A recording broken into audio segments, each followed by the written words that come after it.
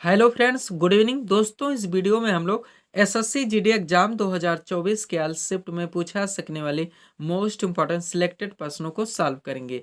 दोस्तों, ये सारे क्वेश्चंस हमारे आपके एग्जाम में पूछे जाने वाले प्रश्नों के सभी टॉपिक्स, प्रश्नों के लेवल व प्रश्नों के टेंस, इसके अलावा दोस्तों एसएससी के द्वारा कंडक्ट करवाए गए विभिन्न प्रीवियस ईयर एग्जाम्स के प्रश्नों को पूरी तरह से एनालाइज करके बनाया गया एक मोस्ट इंपॉर्टेंट वीडियो है।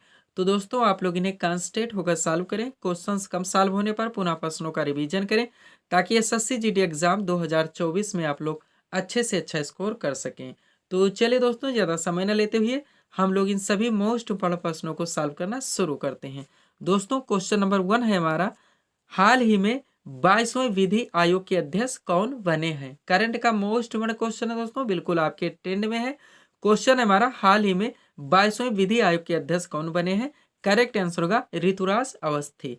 अब चलिए दोस्तों, करंट अफेयर से हमारा क्वेश्चन आया हुआ है, तो इस टॉपिक से जितने मोस्ट इंपॉर्टेंट क्वेश्चन बन सकते हैं अधिकांश प्रश्नों को हम लोग यहीं पे क्लियर करेंगे। यही हमारा प्रिपरेशन की स्ट्रेटजी रहेगी दोस्तों, कि जिस भी टॉपिक्स के क्वेश्चंस को हम लोग उठाएंगे उन टॉपिक्स के स्टफ फैक्ट यानी अधिकांश प्रश्नों को वहीं पे कवर करने का प्रयास करेंगे। ध्यान दीजिएगा, सारे फैक्ट मोस्ट इंपॉर्टेंट रखे गए हैं। पहला क्वेश्चन है हमारा, ग्लोबल जेंडर गैप इंडेक्स 2023 में भारत किस स्थान पर रहा। मोस्ट इंपॉर्टेंट क्वेश्चन है दोस्तों, ग्लोबल जेंडर गैप इंडेक्स 2023 में भारत किस स्थान पर रहा। करेक्ट आंसर होगा 127वें स्थान पर। पहले स्थान पर दोस्तों आइसलैंड था। जारीकर्ता विश्व आर्थिक मंच यानी कि WEF, वर्ल्ड इकोनॉमिक फोरम, और मुख्यालय इसका स्विट्जरलैंड में है। नेक्स्ट क्वेश्चन देखेंगे हम लोग, विश्व की सबसे ऊंची नटराज प्रतिमा कहाँ स्थापित की गई। करेक्ट आंसर होगा नई दिल्ली में।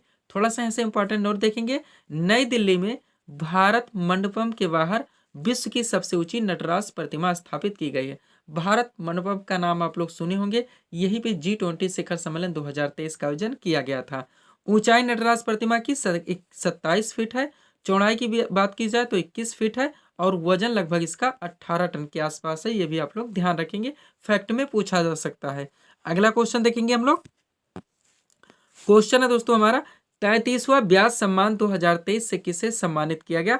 करेक्ट आंसर होगा पुष्पा भारती को। ऐसे क्वेश्चन बिल्कुल ट्रेंड में रहते हैं दोस्तों एसएससी के। नेक्स्ट क्वेश्चन देखेंगे, राष्ट्रीय ऊर्जा संरक्षण दिवस कब मनाया जाता है। करेक्ट आंसर होगा 14 दिसंबर को। थोड़ा सा इंपॉर्टेंट नोट देखेंगे, भारत में हर वर्ष 14 दिसंबर को राष्ट्रीय ऊर्जा संरक्षण दिवस मनाया जाता है। उद्देश्य है इसका ऊर्जा के संरक्षण के बारे में जागरूकता बढ़ाना। यह दिवस भारतीय ग्रीन ऊर्जा को प्रमोट करता है, जिससे ऊर्जा संरक्षण और वायु प्रदूषण दोनों में भारत बेहतर हो पाए। इसे पहली बार वर्ष 2001 में मनाया गया था। स्टैटिक का क्वेश्चन है, मोस्ट इंपॉर्टेंट है। आगे चलेंगे हम लोग, क्वेश्चन है दोस्तों, नाटो शिखर सम्मेलन 2023 कहाँ आयोजित किया गया। करेक्ट आंसर होगा विल्नियस, लिथुआनिया में। संस्करण कौन सा था दोस्तों, तो ये 33वां संस्करण था। नाटो की स्थापना हुई थी 4 अप्रैल 1949 को। मुख्यालय इसका ब्रुसेल्स में है। वर्तमान महासचिव यहाँ के जेंस स्टोल्टेनबर्ग हैं। अगला क्वेश्चन देखेंगे, हाल ही में एशिया की अब तक की सबसे लंबी साइकिल रेस कहाँ शुरू हुई है, तो श्रीनगर में। कहाँ पे, श्रीनगर में। नेक्स्ट क्वेश्चन देखेंगे हम लोग, क्वेश्चन है दोस्तों हमारा, किस राज्य के मुख्यमंत्री ने एकल महिलाओं के लिए स्वरोजगार योजना शुरू करने की घोषणा की है। करेक्ट आंसर होगा उत्तराखंड राज्य सरकार के द्वारा शुरू किया गया है। अब यहाँ से कुछ और स्टफ फैक्ट है जो कि हम लोग कवर करेंगे नोट के जरिए। ध्यान देंगे, नकल विरोधी कानून उत्तराखंड राज्य सरकार के द्वारा पारित किया गया है, ध्यान रखेंगे। नेक्स्ट फैक्ट यहीं से है, भारत का पहला सरकारी मदर मिल्क बैंक उत्तराखंड में स्थापित होगा। और लास्ट पॉइंट है यहाँ से, 2025 तक उत्तराखंड को नशा मुक्त करने का लक्ष्य रखा गया है। अगला क्वेश्चन है दोस्तों हमारा, भारत का पहला संविधान साक्षर जिला कौन सा बना है। करेक्ट आंसर होगा कोल्लम, जो कि केरल राज्य में स्थित है।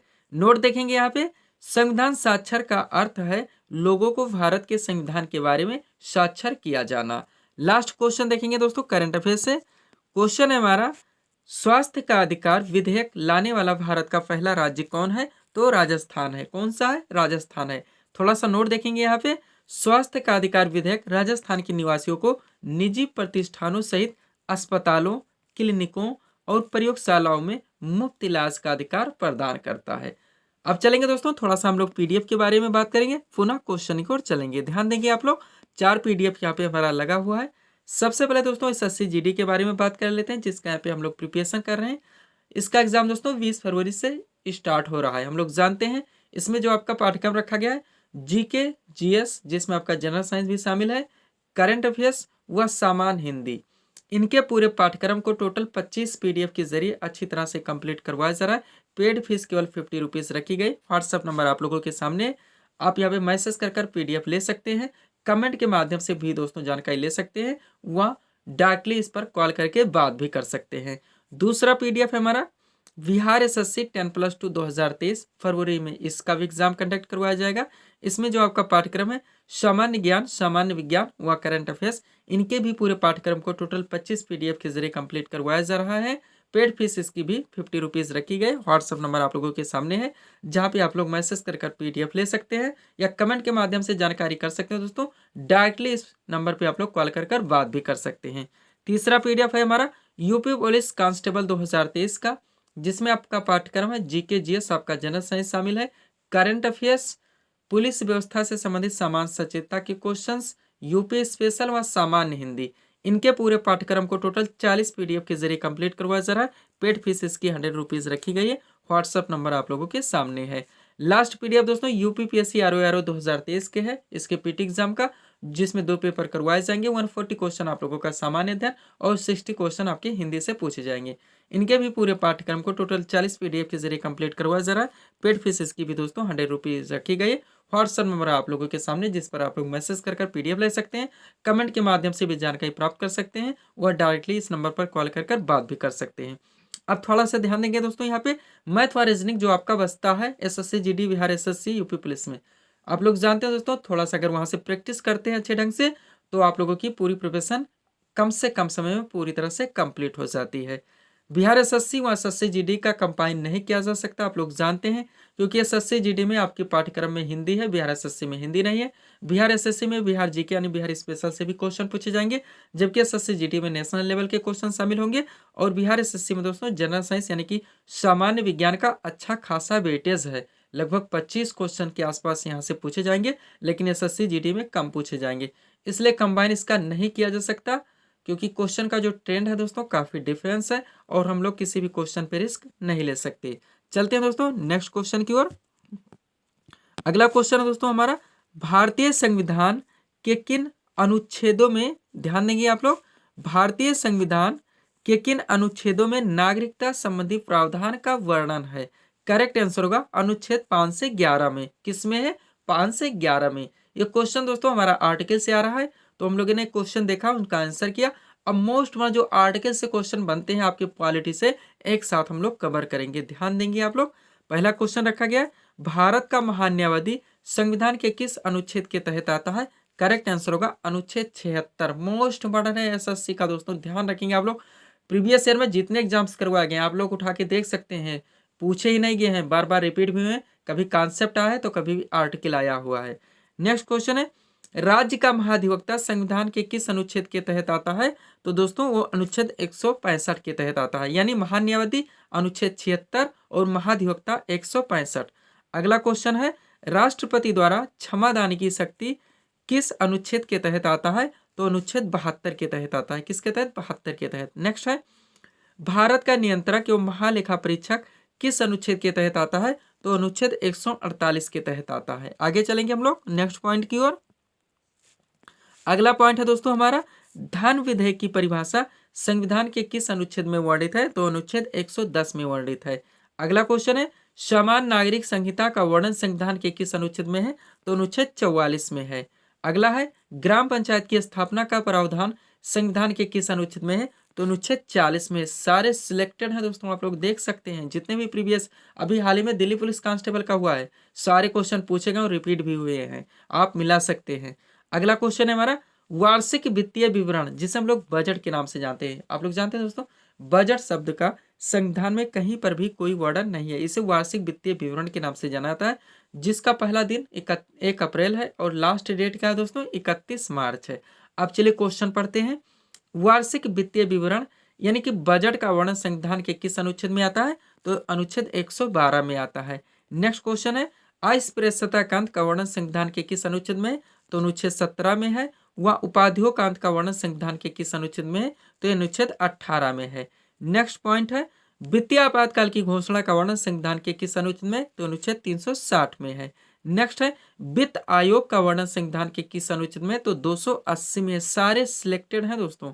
नेक्स्ट राष्ट्रीय अनुसूचित जाति आयोग का वर्णन संविधान के किस अनुच्छेद में? तो अनुच्छेद 338 में है। वह राष्ट्रीय अनुसूचित जनजाति आयोग का वर्णन संविधान के किस अनुच्छेद में है? तो दोस्तों ये अनुच्छेद 338 का में है। यानी राष्ट्रीय अनुसूचित जाति आयोग का वर्णन अनुच्छेद 338 व राष्ट्रीय अनुसूचित जनजाति आयोग का वर्णन अनुच्छेद 338 का। दोनों ध्यान रखेंगे, मिलते जुलते क्वेश्चन है इसलिए एक साथ सेट कर दिए गए हैं। आगे चलेंगे हम लोग नेक्स्ट क्वेश्चन की ओर। अगला क्वेश्चन क्या है दोस्तों हमारा? महाबलेश्वर मंदिर भारत के किस राज्य में स्थित है? करेक्ट आंसर होगा महाराष्ट्र में। यानी जो भारत के महत्वपूर्ण दोस्तों संस्कृति से क्वेश्चन पूछे जाते हैं, मोस्ट इंपॉर्टेंट होते हैं, प्रमुख इमारतें, मंदिर, उनको एक साथ दोस्तों यहाँ पे कवर कर दिया गया है। सबसे पहले हम लोगों ने क्वेश्चन देखा महाबलेश्वर मंदिर भारत के किस राज्य में स्थित है? करेक्ट आंसर होगा महाराष्ट्र में। आप चलिए इस टॉपिक से जितने क्वेश्चन बनते हैं एक साथ कवर करते हैं। एक तरफ दिया गया दोस्तों आपका प्रमुख इमारतें व मंदिर और दूसरी तरफ स्थिति दी गई, यानी कौन सी इमारतें या मंदिर भारत के किस राज्य में स्थित हैं। चलिए एक साथ देखते हैं। पहला दोस्तों अजंता एवं एलोरा गुफा जो कि औरंगाबाद महाराष्ट्र में स्थित है। एग्जैक्ट लोकेशन भी डाल दिया गया दोस्तों ताकि ऑप्शन में पूछा भी गया है, पूछा जाता है तो ध्यान रखेंगे आप लोग। अगला है शांति निकेतन जो कि बीरभूम पश्चिम बंगाल में है। केवल स्टेट का नाम नहीं, एग्जैक्ट लोकेशन डाला गया, ध्यान रखेंगे। क्वेश्चन में ऑप्शन ऐसे दिए जाते हैं एग्जाम में। अगला है दोस्तों सांची का स्तूप, ये कहाँ पे स्थित है? तो रायसेन मध्य प्रदेश में स्थित है। नेक्स्ट है लिंगराज मंदिर जो कि भुवनेश्वर ओडिशा में स्थित है। अगला है सूर्य मंदिर जो कि कोणार्क ओडिशा में स्थित है। कहाँ पे? कोणार्क ओडिशा में। और लिंगराज मंदिर भुवनेश्वर ओडिशा में। आगे चलेंगे हम लोग नेक्स्ट पॉइंट की ओर। अगला पॉइंट है दोस्तों हमारा सोमनाथ मंदिर भारत के किस राज्य में स्थित है? तो ये गिर सोमनाथ गुजरात में स्थित है। कहाँ पे? गिर सोमनाथ गुजरात में। नेक्स्ट है कैलाश मंदिर, ये कहाँ पे स्थित है? तो एलोरा महाराष्ट्र में। नेक्स्ट है महाबलेश्वर मंदिर जो कि महाराष्ट्र में, ये हमारा क्वेश्चन भी था। नेक्स्ट है दिलवाड़ा जैन मंदिर जो कि माउंट आबू राजस्थान में स्थित है। नेक्स्ट है ब्रह्मा मंदिर जो कि पुष्कर राजस्थान में स्थित है। कहाँ पे? पुष्कर राजस्थान में। अगला पॉइंट है रामेश्वरम मंदिर जो कि तमिलनाडु में स्थित है। कहाँ पे? तमिलनाडु में। आगे चलेंगे नेक्स्ट पॉइंट की ओर। अगला पॉइंट है दोस्तों मीनाक्षी मंदिर, मोस्ट इंपॉर्टेंट। मीनाक्षी मंदिर कहाँ पे है? ये तो मदुरई तमिलनाडु में है। नेक्स्ट है बृहदेश्वर मंदिर जो कि तंजाउर तमिलनाडु में है। मीनाक्षी मंदिर मदुरई तमिलनाडु, बृहदेश्वर मंदिर तंजाउर तमिलनाडु। अगला है नटराज मंदिर जो कि चिदम्बरम तमिलनाडु में है। कहाँ पे? चिदम्बरम तमिलनाडु में। अगला है वेंकटेश्वर मंदिर जो कि तिरुपति आंध्र प्रदेश में है। नेक्स्ट है जगन्नाथ मंदिर जो कि पुरी ओडिशा में है। अगला वैष्णो देवी मंदिर जो कि जम्मू कश्मीर में है। कहाँ पे? जम्मू कश्मीर में। अगला पॉइंट देखेंगे हम लोग क्या है दोस्तों खजुराहो मंदिर जो कि छतरपुर मध्य प्रदेश में स्थित है। अगला है त्र्यंबकेश्वर मंदिर जो कि नासिक महाराष्ट्र में स्थित है। कहाँ पे? नासिक महाराष्ट्र में। सब्सक्राइब करें दोस्तों आप हमारी स्टडी चैनल शिव कृपा क्लासेज को इसी तरह के वीडियोस के लिए। चलेंगे नेक्स्ट क्वेश्चन की ओर। अगला क्वेश्चन कहाँ से दोस्तों हार्नबिल महोत्सव, यानी कि भारत के प्रमुख जो उत्सव महोत्सव त्योहार होते हैं वहां से क्वेश्चन उठाया गया। सबसे पहले क्वेश्चन देखेंगे, उनका आंसर देंगे, पुनः इस टॉपिक से जितने क्वेश्चंस बनते हैं एक साथ हम लोग कवर करेंगे। क्वेश्चन क्या है? हार्नबिल महोत्सव मोस्ट इंपॉर्टेंट क्वेश्चन है, भारत के किस राज्य में स्थित मनाया जाता है? करेक्ट आंसर होगा नागालैंड में। कहाँ पे? नागालैंड में। आप चलिए एक साथ कवर करते हैं। क्या दिया गया दोस्तों? एक तरफ भारत के प्रमुख महोत्सव और दूसरी तरफ दोस्तों संबंधित राज्य के नाम दिए गए हैं कि कौन सा महोत्सव या उत्सव या पर्व किस राज्य में मनाया जाता है। पहला है गणगौर महोत्सव जो कि राजस्थान राज्य में मनाया जाता है। नेक्स्ट है हरेला पर्व, मोस्ट इंपॉर्टेंट, जो कि उत्तराखंड में मनाया जाता है। अगला है जल्लीकट्टू त्योहार, ये कहाँ पे आयोजित होता है? तमिलनाडु में। नेक्स्ट है सांग महोत्सव, ये कहाँ पे होता है? हरियाणा में। अगला है संगई महोत्सव जो कि मणिपुर में मनाया जाता है। कहाँ पे? मणिपुर में। नेक्स्ट है उगादि पर्व जो कि कर्नाटक में मनाया जाता है। कहाँ पे? कर्नाटक में। चलेंगे हम लोग नेक्स्ट पॉइंट की ओर। अगला पॉइंट है दोस्तों हमारा बिहुला पर्व। क्या है? बिहुला महोत्सव जो कि बिहार में मनाया जाता है। कहाँ पे? बिहार में। नेक्स्ट अंबुबाची त्योहार मोस्ट इंपॉर्टेंट जो कि असम में आयोजित होता है। नेक्स्ट है त्रिशूर पूरम उत्सव जो कि केरल में आयोजित होता है। अगला है बथुकम्मा उत्सव जो कि तेलंगाना में आयोजित होता है। कहाँ पे? तेलंगाना में। नेक्स्ट है बोनालू महोत्सव जो कि ये भी दोस्तों यानी कि बथुकम्मा उत्सव और बोनालू महोत्सव दोनों के दोनों तेलंगाना में आयोजित किए जाते हैं। अब जैसे भी करें आप लोग ट्रिक लगाएं, बार बार रट्टा मारें या फिर पीडीएफ लेके अंडरलाइन लगा के दोस्तों अगर प्रिंट आउट करवाते हैं, अंडरलाइन लगा के स्टडी करते हैं, एक बार रिविजन करते हैं, तो कम से कम समय में दोस्तों आप लोग पूरी तरह से प्रिपरेशन के लिए क्लियर हो जाते हैं। अगला पॉइंट है चिथरई महोत्सव जो कि तमिलनाडु में स्थित है। कहाँ पे? तमिलनाडु में। आगे चलेंगे हम लोग नेक्स्ट पॉइंट की ओर। अगला दोस्तों हरेली त्योहार। क्या है? हरेली त्योहार जो कि छत्तीसगढ़ में आयोजित होता है। नेक्स्ट है पोंगल त्योहार मोस्ट इंपोर्टेंट तमिलनाडु में मनाया जाता है। नेक्स्ट है धनु यात्रा महोत्सव जो कि ओडिशा में मनाया जाता है। अगला है वार्षिक गंगा सागर मेला जो कि पश्चिम बंगाल में आयोजित होता है। नेक्स्ट है लोहरी महोत्सव जो कि पंजाब में आयोजित होता है। आगे चलेंगे हम लोग नेक्स्ट पॉइंट की ओर। अगला पॉइंट है दोस्तों हमारा लोहरी महोत्सव जो कि पंजाब में आयोजित होता है। सरहुल महोत्सव झारखंड में आयोजित होता है। और मांडू महोत्सव मोस्ट इंपॉर्टेंट जो कि मध्य प्रदेश में आयोजित होता है। कहाँ पे? मध्य प्रदेश में। नेक्स्ट क्वेश्चन की ओर चलेंगे हम लोग। क्वेश्चन कहाँ से है दोस्तों? राष्ट्रीय युवा दिवस कब मनाया जाता है? यानी महत्वपूर्ण दिवस से मोस्ट क्वेश्चन बनते हैं दोस्तों। दो वीडियोस के जरिए हम लोग इनको क्लियर करेंगे। एक में दोस्तों हम लोग राष्ट्रीय स्तर के ज्यादा ध्यान रखेंगे उन और करंट रिलेटेड को पूरी तरह से डालेंगे, और दूसरे में जितने भी मोस्ट इंपॉर्टेंट बनते हैं सबको एक साथ उठा लेंगे। क्वेश्चन क्या है? राष्ट्रीय युवा दिवस कब मनाया जाता है? करेक्ट आंसर होगा 12 जनवरी को। कब? 12 जनवरी को। अब एक साथ देखिएगा, एक तरफ दिया गया है महत्वपूर्ण राष्ट्रीय एवं अंतरराष्ट्रीय दिवस और दूसरी तरफ तिथि दिया गया है, यानी कि कौन सा राष्ट्रीय अंतरराष्ट्रीय दिवस किस तिथि को मनाया जाता है। पहला है अंतरराष्ट्रीय मातृभाषा दिवस जो कि 21 फरवरी को मनाया जाता है। अगला है राष्ट्रीय सुरक्षा दिवस जो कि 4 मार्च को आयोजित होता है। नेक्स्ट है अंतरराष्ट्रीय महिला दिवस जो कि 8 मार्च को दोस्तों मनाया जाता है। आगे चलेंगे हम लोग। अंतरराष्ट्रीय महिला दिवस तक हमारा हो चुका है। नेक्स्ट है विश्व उपभोक्ता अधिकार दिवस जो कि 15 मार्च को मनाया जाता है। नेक्स्ट है विश्व श्रमिक दिवस जो कि 1 मई को मनाया जाता है। अगला है विश्व प्रवासी पक्षी दिवस जो कि 8 मई को मनाया जाता है। नेक्स्ट है विश्व जनसंख्या दिवस जो कि 11 जुलाई को मनाया जाता है। अगला है ओजोन परत रक्षण दिवस जो कि 16 सितंबर को मनाया जाता है। नेक्स्ट है विश्व पर्यटन दिवस जो कि 27 सितंबर को मनाया जाता है। नेक्स्ट है विश्व डाक दिवस जो कि 9 अक्टूबर को मनाया जाता है। कब? 9 अक्टूबर को। आगे चलेंगे हम लोग नेक्स्ट पॉइंट की ओर।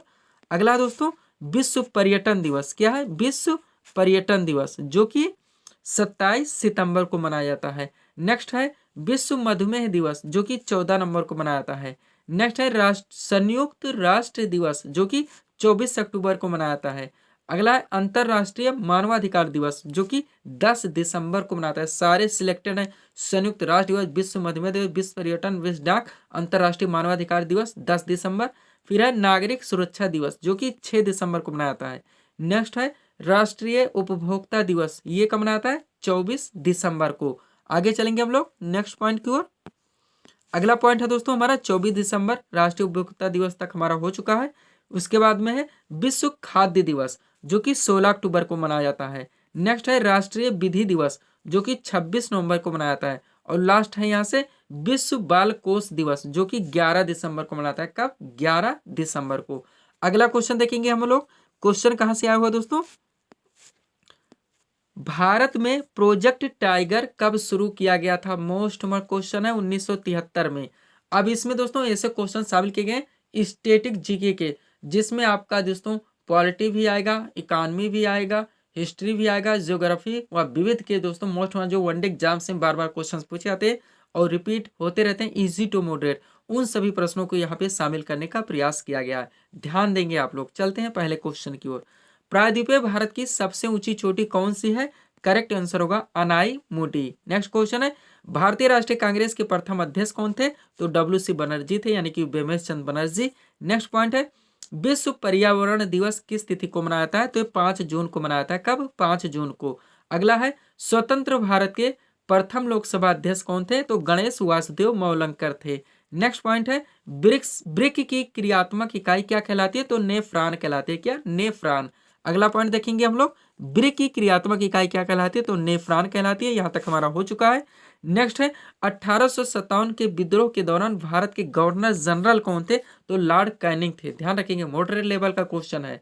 नेक्स्ट, डायनेमो का प्रयोग किससे परिवर्तित करने के लिए क्या आता है, तो यांत्रिक ऊर्जा को विद्युत ऊर्जा में। नेक्स्ट है अर्थशास्त्र का जनक किसे कहा जाता है, तो एडम स्मिथ को। नेक्स्ट, कोशिका की खोज किसने की थी, तो रॉबर्ट हुक के द्वारा की गई थी। नेक्स्ट है चेचक के टीके की खोज किसने की थी, तो एडवर्ड जेनर ने की थी। नेक्स्ट, भारत किस प्रकार की अर्थव्यवस्था का उदाहरण है, तो मिश्रित अर्थव्यवस्था, यानी सार्वजनिक व निजी दोनों क्षेत्रों का यहाँ पे सह अस्तित्व पाया जाता है। अगला पॉइंट है भारतीय अर्थव्यवस्था में सर्वाधिक योगदान किस क्षेत्र का है, तो तृतीय क्षेत्र का है। नेक्स्ट, जंतु विज्ञान का जनक किसे माना जाता है, तो अरस्तु को। किसे, अरस्तु को। आगे चलेंगे हम लोग नेक्स्ट पॉइंट की ओर। अगला पॉइंट है दोस्तों हमारा, ग्रीन हाउस प्रभाव यानी कि ग्लोबल वार्मिंग किसके कारण होता है, तो कार्बन डाइऑक्साइड के कारण। नेक्स्ट, महात्मा बुद्ध ने अपना प्रथम उपदेश कहाँ दिया था, तो सारनाथ में दिया था। नेक्स्ट, स्थानीय स्वशासन का जनक किसे कहा जाता है, तो लॉर्ड रिपन को। नेक्स्ट है विश्व कंप्यूटर साक्षरता दिवस कब मनाता है, तो 2 दिसंबर को मनाता है। नेक्स्ट, नेत्रदान में आंख का कौन सा भाग दान किया जाता है, तो कॉर्निया है।